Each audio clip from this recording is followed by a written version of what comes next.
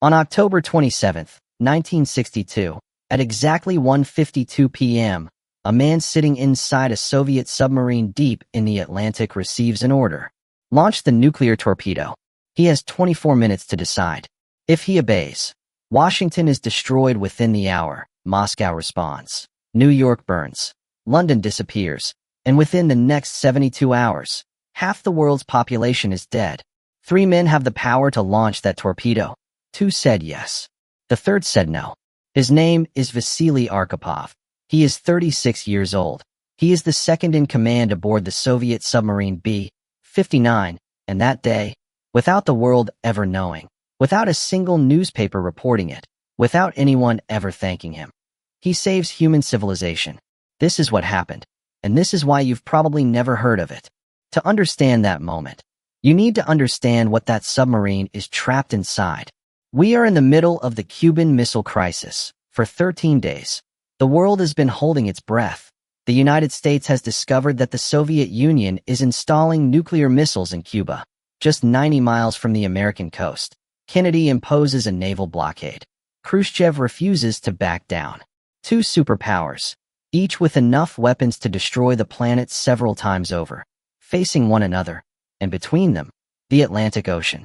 What no one in Washington knows, what no one in Moscow knows, is that there are 4 Soviet submarines in that ocean, each armed with a nuclear torpedo, each torpedo roughly as powerful as the bomb dropped on Hiroshima. And those submarines have had no radio contact for several days. Subscribe to Beneath History. Turn on the bell, because every week, we tell the stories history books decided not to tell. The B-59 has been submerged 200 meters deep for hours. At that depth, radio communications no longer work. The crew has no idea what is happening on the surface. They do not know whether war has already begun. They do not know whether Moscow has already given the order to strike. Inside the submarine, the temperature rises above 50 degrees Celsius. The cooling systems have failed. Men are collapsing at their posts. Some are hallucinating. No one has slept for more than 30 hours. And then, American destroyers begin dropping depth charges around the B-59, not to sink it, but to force it to the surface, to signal that it must identify itself. The explosions echo around the submarine, in the darkness, in the heat, among exhausted men completely cut off from the outside world. The captain of the B-59, Valentin Savitsky, makes a decision. He is convinced the war has started. He is convinced his country is under attack. And he gives the order. Prepare the nuclear torpedo. The Soviet rules at the time are clear. To launch a nuclear weapon from a submarine, 3 officers must agree. The captain, the political officer, and the second in command. Captain Savitsky says yes. Political officer Ivan Maslenikov says yes. Only one approval is missing, the signature of the second in command, Vasily Arkhipov. Here is what we know about this man. He is calm. He is methodical. He is not a war hero, not a dissident, not someone looking to defy authority. He is an ordinary Soviet officer, doing his job, following the rules. But that night, in that burning submarine, with explosions outside, with 2 officers ordering him to sign, with 80 crew members waiting, he takes the time to think. And he says no. No, we are not launching. No, we cannot know whether war has begun. No, we are going to surface.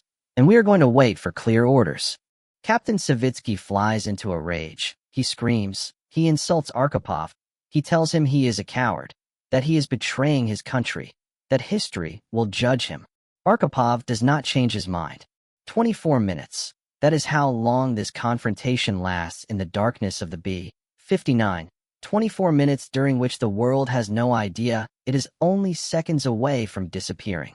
If this story gives you chills, like this video, it takes 1 second, and it helps the channel tremendously to keep doing this work. The B-59 surfaces at 9 p.m. in the middle of the American blockade, surrounded by U.S. destroyers, under blazing floodlights. American sailors watch the submarine emerge. They have no idea what just happened inside. They have no idea how close they came to dying. Captain Savitsky steps out onto the conning tower, exhausted, humiliated, furious. He is not a traitor. He truly believed his country was at war. He truly believed he was doing his duty. But Arkhipov was right. The war had not started. The American depth charges were not combat weapons. They were a signal, a code, a way of saying, "Show yourselves, identify yourselves. We do not want to sink you."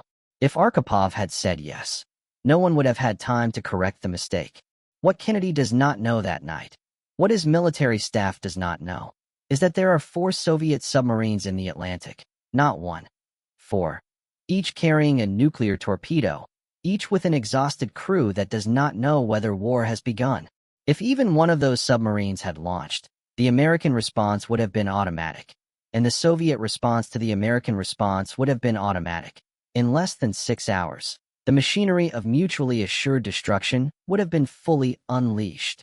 There would have been no second chance, no negotiation, no hotline ringing in time, just silence, and 500 million dead in the first 72 hours. Vasily Arkhipov returns to the Soviet Union. He is not welcomed as a hero. He is not decorated. He is not even thanked. In official Soviet reports, the B-59 incident is minimized, classified, locked away in a drawer. For decades, no one knows what happened inside that submarine. Not in America, not in Russia, not anywhere. It is only in 2002, 40 years after the events, during a conference in Havana bringing together former American, Soviet, and Cuban officials, that a former Soviet officer breaks the silence and reveals the existence of the B-59 and its nuclear torpedo. Robert McNamara, Kennedy's former Secretary of Defense, hears the testimony. He walks out of the room and tells reporters, "We came even closer to dying than we ever thought. Much closer." Vasily Arkhipov dies in 1998, at the age of 72, in near total obscurity. His wife Olga would later say that he did not like talking about Cuba, that he believed he had simply done what needed to be done, that any other decision would have been madness. He was right, and yet, for 40 years, neither he nor his family knew that the entire world owed them its life. October 27, 1962 has another name in the archives of the Cold War. Historians call it Black Saturday. On that day, in addition to the B-59 incident, an American U-2 spy plane is shot down over Cuba. Another U-2 accidentally drifts into Soviet airspace, and Kennedy receives 2 contradictory letters from Khrushchev in less than 24 hours, one conciliatory, the other openly aggressive. The world nearly ended 4 separate times on the same day, and it survived only because a few men, under unbearable pressure, chose not to press the button. Today, the world's nuclear arsenals still contain around 12,500 warheads. Automatic response protocols still exist. Nuclear submarines still patrol the oceans, and the time allowed to make those decisions has not fundamentally changed. What has changed is that we have forgotten.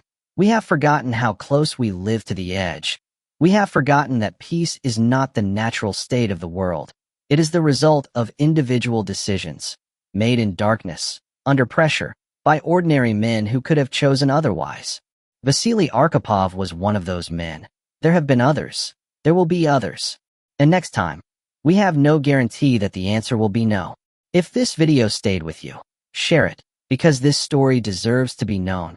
Like, subscribe to Beneath History, and tell us in the comments. Did you know the world had ever come this close to the end? We reply to every comment. See you next week.